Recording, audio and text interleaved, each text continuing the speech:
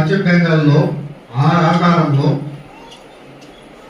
రెండవ ముఖ్యమంత్రిగా జవహర్లాల్ నెహ్రూ ఆధ్వర్యం బిధన్ చంద్ర రాయ్ అంటారు.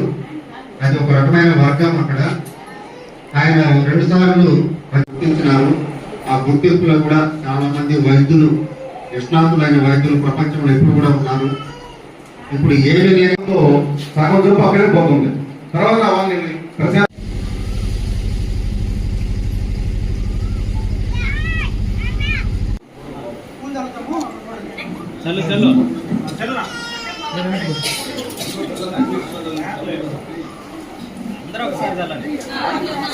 వెనక్కి చదువుకోండి sir. Okay sir, ready madam? అందరూ రెడీ మేడం?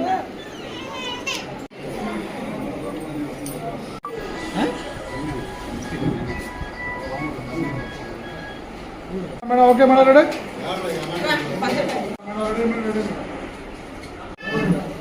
కనుసైగ పవర్ ఏమంటే ఓకే సార్. డాక్టర్ గారు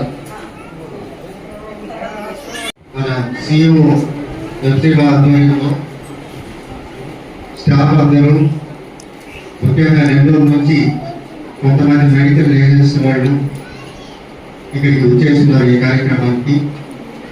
దీంట్లో భాగంగా రాజగోపాల్ రెడ్డి, కాంగ్రెస్ సీనియర్ నేత, అదేవిధంగా ప్రధానోపాధ్యాయులు చంద్రబిడ్డ, వాళ్ళ అసిస్టెంట్ జేబీ, తర్వాత కొండారెడ్డి.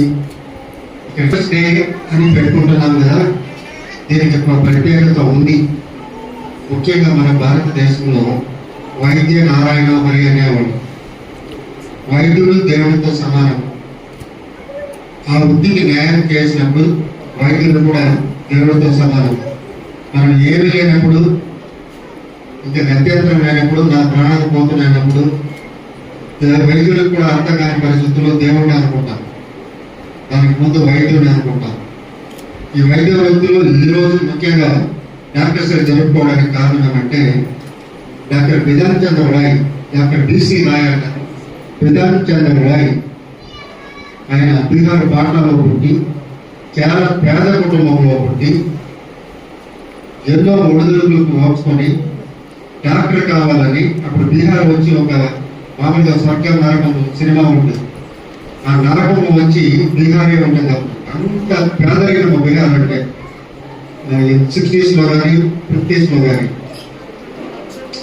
ఆ యొక్క చిన్న కుగ్రామంలో పుట్టి పాట్నాలో జన్మించి ఆ బీసీ రాయ్ కలకత్తా మెడికల్ కాలేజీలో గ్రాడ్యుయేషన్ తీసుకొని తనకు ఏమీ లేకపోయినా కూడా ఫ్రెండ్స్ సహాయంతో ఆయన లండన్ వెళ్ళి FRCS చదవాలంటే వాళ్ళు అలో చేయలేకపోతుంది. నీ స్టేటస్ చాలదు, నీ డ్రెస్ బాగలేదు, నీ ఎకనామిక్ స్టేటస్ బాగలేదు, నీ బ్యాక్గ్రౌండ్ బాగలేదు, నీకు FRCS లో సీట్ ఇవ్వబోతున్న తరగతి ఇంగ్లాండ్ వాడు. అప్పటికి 30 సార్లు అప్లికేషన్ పెట్టారంటే నేను చదవాలి 30వ సారి ఒక వైస్రాయ్, ఒక వైట్ డాక్టర్ అంటే నల్లదొరలు ఆయన్ని అభ్యర్థి ఏదో చేయాలంటున్నాడు, నేను తీసుకోపోలేదా అట్టని జవహర్లాల్ నెహ్రూ రికమెండ్ చేసిన తర్వాత అతనికి FRCS లో సీట్లు వచ్చాయి. అది చదివిన తర్వాత ఆ పిల్లలు తరగకపోతుంది. ఆ విధంగా కుటుంబానికి భరోసా ఇస్తూ చదువు పరంగా కూడా చదువుకోమని నుంచి ధైర్యాన్ని ఇస్తూ ఉంటాడు. సేవా కార్యక్రమాల్లో చూస్తే డాక్టర్ గారు అనేక సేవా కార్యక్రమాలని మామూలు చేస్తూ ఉన్నాడు. అంటే నా మీద ఒక చిన్న బాధ్యత అప్పచెప్పాడు. సారీ సార్ నేను నిర్వహించాలి, ఏం లేదు, ఫస్ట్ ఎయిడ్ పాటు చేద్దాం అని చెప్పేసి చాలా కాలం నాకు చెప్తూ ఉన్నాడు. దాన్ని దాదాపు 50% కంప్లీట్ చేసి మొత్తాన్ని ప్రింటింగ్ కూడా పెట్టినాను.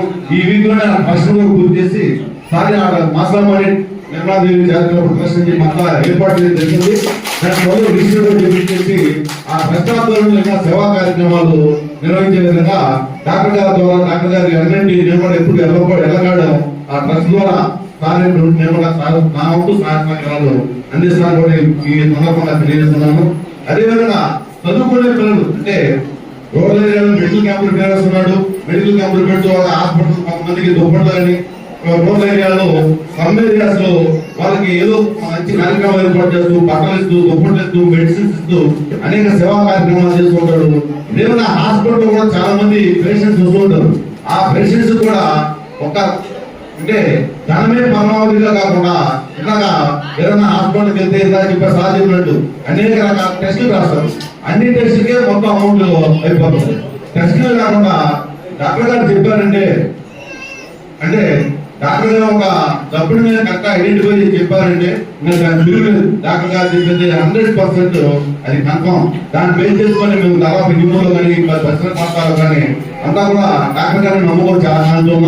మన వినియోగంలో కాదు, మన నియోజకవర్గం కాకుండా మన నెల్లూరు జిల్లా నుంచి పక్కన ప్రకాశం జిల్లా, కడప జిల్లా నుంచి అర్ధరాత్రి అపరాత్రి లేకుండా ఎప్పుడు వచ్చినా కూడా ఎంత ట్రస్ట్ అయినా కూడా నైట్ లేకుండా కూడా ఇక్కడ హాస్పిటల్ సిబ్బంది కూడా చాలా మంచి నడవడితో ఏదైనా ఉద్యోగాన్ని మంచిగా రిసీవ్ చేసుకుని వాళ్ళకి మంచి గైడెన్స్ ఇస్తూ అర్ధరాత్రి అపరాత్రి అందరికీ సేవలు చేస్తున్న డాక్టర్ వాస్తవానికి మా వినియోగం గ్రామ సంతోషం కూడా ప్రత్యేకంగా ధన్యవాదాలు తెలియజేస్తున్నాం.